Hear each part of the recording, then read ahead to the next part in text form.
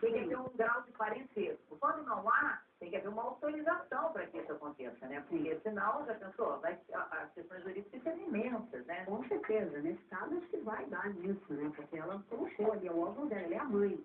Ela vai ter direito a esse filho, ela é a mãe. Eu acho que sim, né? Mas, enfim, ela traiu, eu não sei. Aí tem uma outra questão que eles vão adotar um filho, parece que vão querer adotar um filho para tentar amenizar, mas é uma questão muito grande. Quem está assistindo a novela, eu estou sentindo na rua, na pele, essa discussão. Por que você tem sentido as pessoas, elas, a princípio, tinham muita empatia com a personagem, né? Porque, enfim, uma personagem moderna e pra frente, querendo estar ali para aquele casal, enfim, querendo criar uma nova família, um modelo. Você precisa também dispostas a isso, essa nova leitura da família.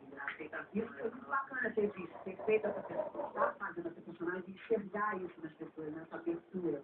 Mas agora, com essa traição, com ela ter colocado o óculos, com ela ter traído o amigo, aí o marido traiu o dinheiro, agora ela virou. Está acompanhando o Brasil, sabe onde é que vai chegar? Eu entendo. Eu entendo.